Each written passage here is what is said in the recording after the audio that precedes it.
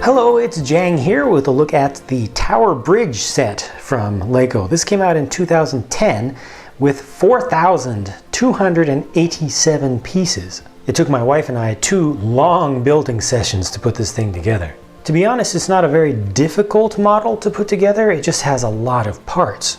In fact, there's quite a bit of symmetry to the whole thing, so most of what you end up doing is repetition. Everything is repeated at least twice. Many things are repeated 4 times or more. So if you really plan out and kind of look ahead in the manual a little bit, making sure that you know when you're going to be doing something that needs to be done multiple times, you can kind of, do a little assembly line sort of work with it, and it ends up being fairly quick, just a little bit on the monotonous side.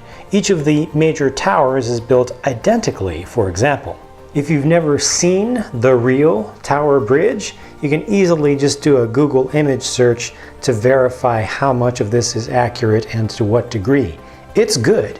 It's really good. This is a well-designed model that captures a lot of the very specific details that are important to really memorialize the shape in this smaller scale.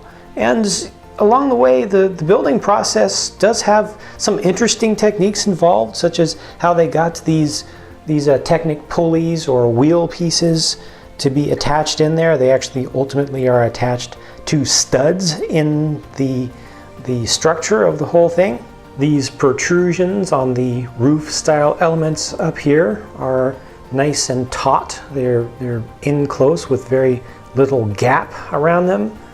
Just in general, the fit and finish of the entire model is good. It fits together well. None of it really feels like it's gonna fall apart. None of it really feels like it is designed just for display in a hermetically sealed container. It's got good building techniques. It has good standards used. The standard Lego standards for quality and build strength are applied here. It is definitely intended to be a collector's model, but I can imagine this being used for play by kids. It is sturdy enough. There are few small elements that could be knocked off easily, but that's pretty much the case for any proper Lego set, even ones that are designed specifically for play and not for display. 4 miniaturized vehicles are included to display on the roadway. Each of these is 2 studs wide. Of course, they had to bring in the classic double-decker bus with the little notch on one side. They're just using studs to represent tires there. You see they use just these Technic-based bricks. You have a classic styled taxi as well, with a little bit different design. They're actually a little bit narrower, the way that one works out. They were able to match the color with the Technic piece on the bottom. Here we have just a small little car, kind of I don't know if it's a convertible with the top up or maybe a hatchback style, and then a dump truck, just to have something a little bit more industrial, I guess, just to switch things up a little bit. But this is a cool little scale, and each of these, I think, works out well. And on the roadway itself, their scale looks fairly appropriate, not too bad. The scale here is a little bit too small to properly model the walkway, but they do have the drawbridge sections here, which can be retracted, and they're hinged at a pretty good place, I would say. You see how they really do retract inward a little bit, and they do use blue base plates. They give you a handful of those as the base, so everything looks like it's in water.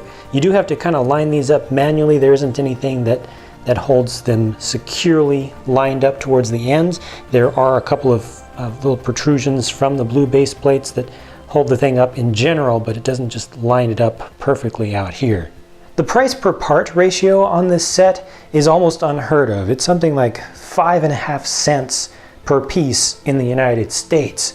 But don't let that fool you too much. I mean, that is less than half of the norm, but most of the pieces in this set are 1x1 tan slopes, little cheese slope pieces. There are a ton of them, a million of them, it feels like, when you're building this thing all around on all four corners, plus on the insides, just so many of them. It's really important when building this, because there are so many of those, to line up. that you have a very flat and hard surface to use to line these up. You can just put them on any kind of way. You don't have to line them up as you're doing it.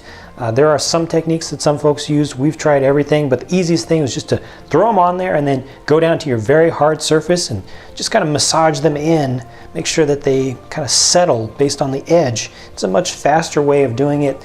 No matter what you do, that's just guaranteed to give you a nice alignment of everything in the end. But even though so many of the pieces are small, it still ended up feeling like a good value. You know, this is a great presentation piece. It's very large, it's well designed, has a lot of detail to it.